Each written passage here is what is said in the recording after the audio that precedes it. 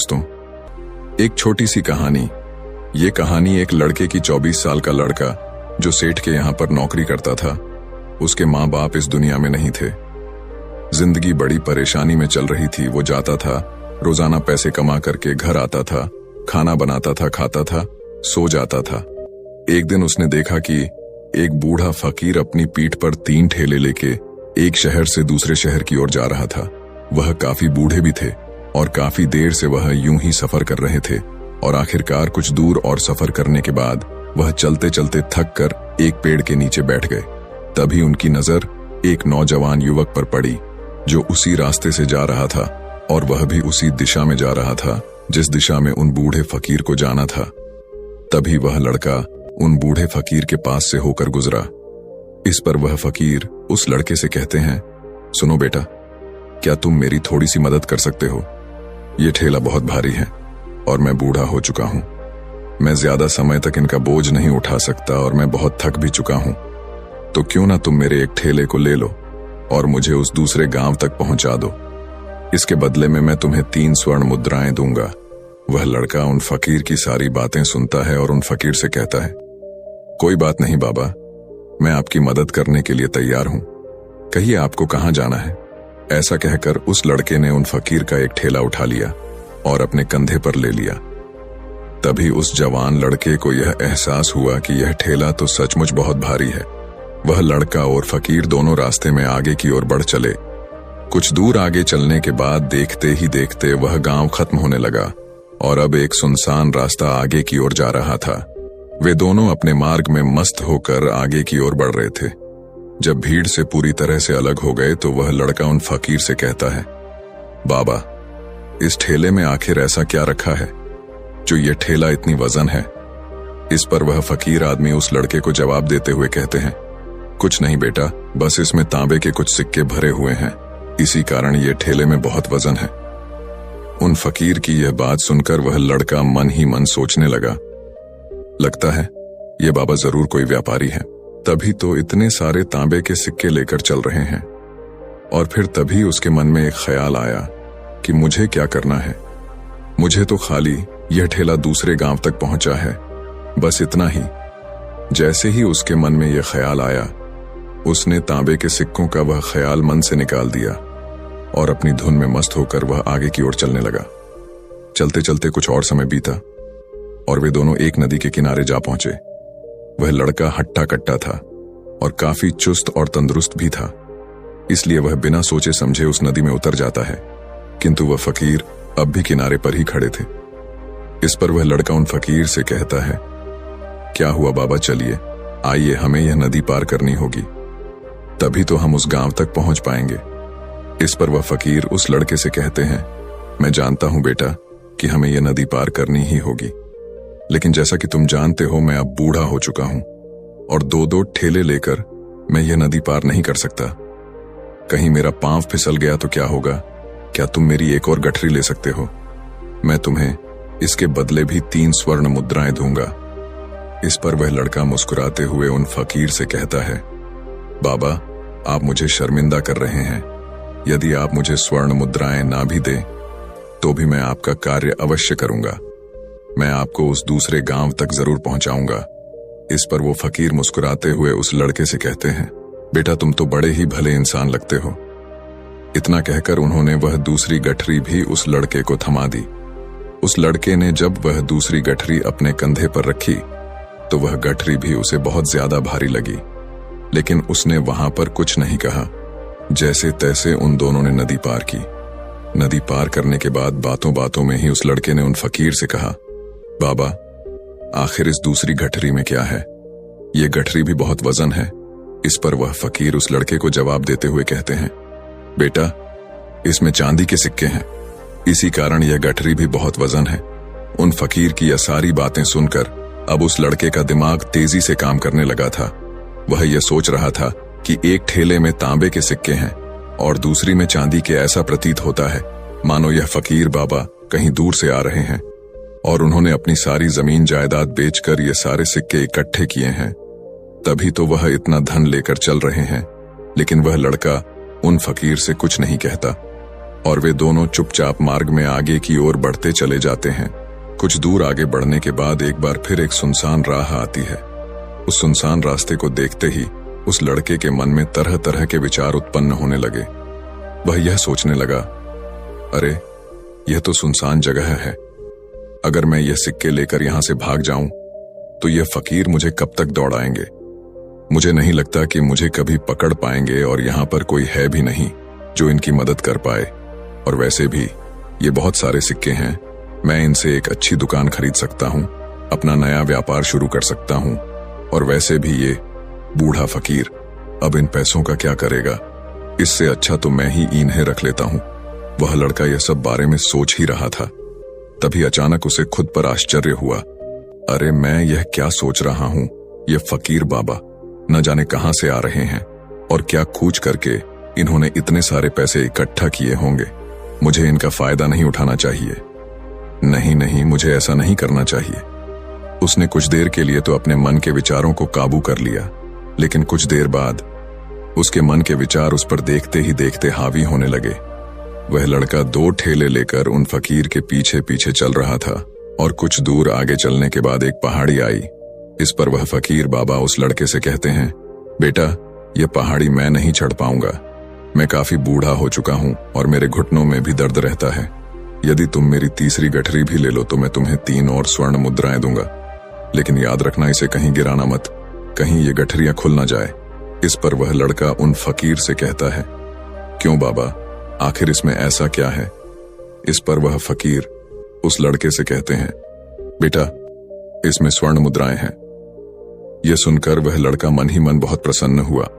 उसने चुपचाप वह गठरी भी उन फकीर से ले ली और देखते ही देखते वे दोनों मार्ग में आगे की ओर बढ़ने लगे।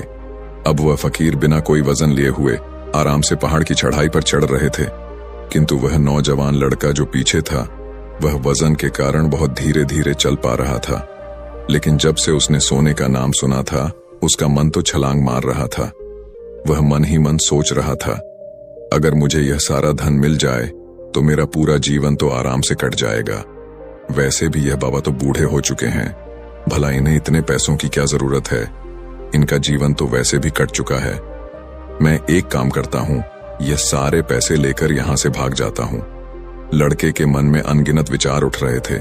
लड़के का मन अब उसकी बुद्धि पर पूरी तरह से हावी हो चुका था और उस लड़के का मन अपनी बात को सही साबित करने के लिए उससे कुछ भी कह रहा था। और तभी उस लड़के के मन में एक और विचार उत्पन्न हुआ और अब की बार वह लड़का यह सोच रहा था, लगता है यह फकीर बाबा कोई चोर है, वरना इनके पास इतनी सारे स्वर्ण मुद्राएं कहां से आएंगे। अगर ये कोई व्यापारी होते तो भला ये इस तरह से पैदल यात्रा तो नहीं करते, और अगर इनके पास इतने सारे पैसे थे तो ये कोई ना कोई साधन भी तो अवश्य कर सकते थे। लगता है ये कोई चोर है और चोर से चोरी करने में भला क्या बुराई है। ये सोचता हुआ वह लड़का अब उन फकीर से तेजी से आगे की ओर बढ़ रहा था और देखते देखते वह फकीर से आगे भी निकल चुका था।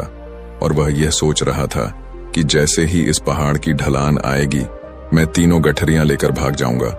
इससे ये सारे पैसे मेरे हो जाएंगे और मेरी गरीबी भी हमेशा हमेशा के लिए दूर हो जाएगी। मैं जो चाहूंगा मैं वो कर पाऊंगा, मेरे पास बहुत सारा धन होगा। और देखते देखते वह दोनों पहाड़ की चोटी पर पहुंच गए और अब ढलान का रास्ता शुरू होने वाला था। तभी वह लड़का उन फकीर से नजरें बचाकर वह 3 गठरियां लेकर भागता हुआ आगे बढ़ गया। अब उसे अपना शरीर बहुत हल्का महसूस हो रहा था, मानो उसे उन 3 ठेलों का वजन तक न मालूम पड़ रहा हो। काफी दूर दौड़ते दौड़ते किसी तरह से वह अपने आप को बचते बचाते अपने घर पहुंचा। उसके खुशी का कोई ठिकाना नहीं था। उसने सोचा, क्यों ना मैं जल्दी जल्दी इन गठरियां में से वो सारे पैसे निकाल लूं। यह सोचकर जब उसने गठरियां खोली तो पहली गठरी में उसे लोहे से जंग भरे हुए सिक्के मिले। यह देखकर उसे यकीन नहीं हुआ। इस पर उसने फटाफट दूसरी गठरी भी खोल डाली, उसमें भी उसे लोहे के जंग लगे हुए सिक्के ही निकले। यह सब देखकर वह लड़का बड़ा हैरान था। आखिर यह सब क्या हो रहा है?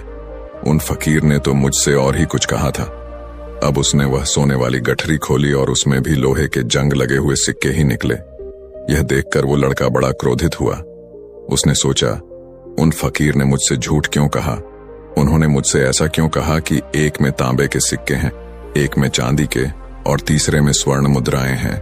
वह यह सब सोच ही रहा था कि तभी उसकी नजर उस थैले में पड़े एक पत्र पर पड़ी। उसने वह पत्र उठाया और उस पत्र में लिखा था, यह पूरा नाटक ईमानदार व्यक्ति की खोज करने के लिए रचा गया है और मैं इस राज्य का राजा हूं। मेरी कोई संतान नहीं और इसीलिए मैंने यह षड्यंत्र रचा है ताकि मैं अपने राज्य में किसी एक ऐसे ईमानदार व्यक्ति की खोज कर सकूं जो मेरे बाद इस राज्य का राजा बन सके और इस राज्य भार को संभाल सके।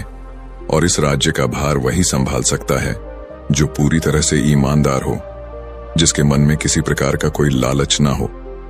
इतना पढ़ते ही वह लड़का जोर जोर से चिल्लाने लगा। वह सर पकड़कर बैठ गया। वो यह जानता था कि यदि वह अपने मन के विचारों पर काबू कर लेता तो उसका जीवन संवर सकता है, लेकिन वह अपने मन के विचारों पर काबू नहीं कर पाया। दोस्तों, महात्मा बुद्ध कहते हैं कि मन ही सब कुछ है। आप जो सोचते हैं वही बनते हैं। इसलिए आपका सबसे बड़ा दुश्मन भी आपको उतना नुकसान नहीं पहुंचा सकता जितना कि आपके मन के यह अनियंत्रित विचार पहुंचा सकते हैं। महात्मा बुद्ध कहते हैं, अपने भीतर ध्यान से देखो। हमारे भीतर जो विचार चल रहे हैं वही विचार शब्द बनते हैं और शब्द कर्म के रूप में प्रकट होते हैं। बार बार दोहराने पर कर्म बर्ताव में बदलता है और धीरे धीरे समय के साथ बर्ताव चरित्र में परिवर्तित हो जाता है और यही चरित्र हमारे भाग्य का निर्माण भी करता है। इसलिए हमें हमेशा अपने विचारों के प्रति सजग होना बहुत आवश्यक है। हमें जागरूक होना बहुत आवश्यक है। हमें यह जानना जरूरी है कि हमारे मन में किस प्रकार के विचार आ रहे हैं। आगे महात्मा बुद्ध कहते हैं कि कमजोरी हमेशा छोटे विचार से शुरू होती है। यह एक बीज के रूप में होती है और यदि इस बीज को नष्ट न किया जाए तो यह छोटा सा विचार बहुत जल्द ही एक विशाल वृक्ष का रूप ले लेता है और हमारी बुद्धि की सोचने और समझने की क्षमता को पूरी तरह से नष्ट कर देता है। जिस प्रकार आपने इस कहानी में देखा किस प्रकार उस जवान लड़के का मन उस पर हावी हो चुका था और उसकी सही और गलत सोचने की क्षमता पूरी तरह से नष्ट हो चुकी थी, जिस कारण वह यह समझ नहीं पाया कि उसे क्या करना चाहिए और उसके लालच ने उसके भीतर इतनी ऊर्जा भर दी कि वह तीनों ठेले उठाकर इतनी तेजी से वहां से भागता आगे भी बढ़ गया। इसीलिए जब आपके मन में पहली बार कोई गलत विचार उत्पन्न हो तभी उसे जड़ से उखाड़ देना चाहिए, अन्यथा वह विशाल वृक्ष का रूप लेगा और आपको किसी न किसी गलत राह पर वह ढकेल ही देगा। आप चाहकर भी उसे रोक नहीं पाएंगे। लेकिन अब आपके मन में यह प्रश्न उठ रहा होगा कि हम भला अपने मन के विचारों को कैसे नियंत्रित करें। हमारा मन तो इतना चंचल है, वह इतना शक्तिशाली है कि वह हम पर हावी हो ही जाता है। हम चाहकर भी उस पर नियंत्रण नहीं कर पाते। इसका जवाब में महात्मा बुद्ध हमें दो बातें समझाते हैं। पहली बात, सही इरादा विकसित करो। कई बार आपने देखा होगा कि आपके मन में कुछ और होता है किंतु आप कहते कुछ और है, क्योंकि आपके मन के भीतर जो कुछ बसा है वही आपके मुख से बाहर भी निकल रहा है। लेकिन जब हमसे वह गलती हो जाती है तो उसके बाद हमारा मस्तिष्क अच्छी तरह से काम करना शुरू कर देता है। हमारे सोचने और समझने की क्षमता एक बार फिर से जागृत हो जाती है और ऐसी अवस्था में हमें यह एहसास होता है कि हमसे गलती हो गई है और फिर हमारा मन दुखी हो जाता है। हमारा मन अफसोस से भर जाता है और इस भारीपन और दुख से बचने के लिए महात्मा बुद्ध हमें सही इरादा विकसित करने के लिए कहते हैं। इसके लिए जब भी आप कोई कार्य करने जा रहे हो तो सबसे पहले आपको यह खुद से पूछना चाहिए कि जो कुछ भी मैं करने जा रहा हूं इसके पीछे मेरा इरादा क्या है। क्या मैं दूसरों को दुख पहुंचाना चाहता हूं या दूसरों को नीचा दिखाने जा रहा हूं या मुझे खुद को ऊपर उठाना है। खुद से सवाल कीजिए, खुद को जागृत कीजिए। जब आप इरादों के प्रति सचेत होने लगेंगे, जब आप विचारों के प्रति सजग होने लगेंगे, तभी आपके भीतर सकारात्मक ऊर्जा का प्रवाह होगा। तभी आप सकारात्मक इरादों से जुड़ने लगेंगे और आपके मन के भीतर बसी हुई वह नकारात्मक ऊर्जा और नकारात्मक इरादे दिन ब दिन कम होने लगेंगे। परंतु याद रहे, आपको यह हर रोज करना होगा और आपको यह हमेशा ध्यान रखना होगा कि आपको केवल अच्छा सोचना है। आपके इरादे हमेशा अच्छे होने चाहिए, तभी आप दुख और तकलीफों से बच सकते हैं। अन्यथा आप इसी तरह से दुख और तकलीफों में घिरे ही रहेंगे और आप कभी इससे निकल नहीं पाएंगे। दूसरी बात, मन के प्रति सजगता विकसित करो, जिससे आपका मन देखते देखते शांत होगा और आपके मन के भीतर बसी हुई वह नकारात्मक ऊर्जा, नकारात्मक विचार खत्म होने लगेंगे और आप शांति की ओर आगे बढ़ेंगे। और आपको इसके लिए बस इतना ही करना है कि इस पल में जो कुछ भी हो रहा है, आपकी आंखों के सामने आपके भीतर जो कुछ भी जैसा भी चल रहा है, बस उसे देखते रहना है। अपने मन के अच्छे बुरे विचार, अपनी भावनाएं और अपनी यादों पर बिना प्रतिक्रिया दिए उन्हें केवल देखते रहना है, जिससे आपके मन के सारे विचार देखते ही देखते खत्म होने लगेंगे। आपका मन खाली होने लगेगा और आप नकारात्मक विचारों से, न सोच से बच सकते हैं और आप इन दुख और तकलीफों से भी दूर रह सकते हैं। इसीलिए महात्मा बुद्ध कहते हैं, जो स्वयं को देखता है वही सबसे बड़ा तपस्वी है। अर्थात जो अपने मन में चल रहे उन विचारों को बिना प्रतिक्रिया दिए हुए केवल देखता है और उन पर कोई भी प्रतिक्रिया नहीं करता, बस उन्हें देखता और समझता है, वास्तविकता में वही मन पर नियंत्रण भी कर सकता है और वही अपना जीवन सुखी और खुशहाली तौर पर जी सकता है। इसलिए यदि आप भी अपने जीवन को सुखी और खुशहाल बनाना चाहते हैं, तो आपको सबसे पहले अपने मन पर नियंत्रण साधना ही होगा, अपने मन को खाली करना ही होगा, अपने मन के विचारों के प्रति आपको सजग होना ही होगा। दोस्तों, कैसी लगी कहानी? अगर आपको अच्छी लगी हो तो हमारे चैनल को सब्सक्राइब और लाइक जरूर करें और कमेंट में अपना सुझाव दें।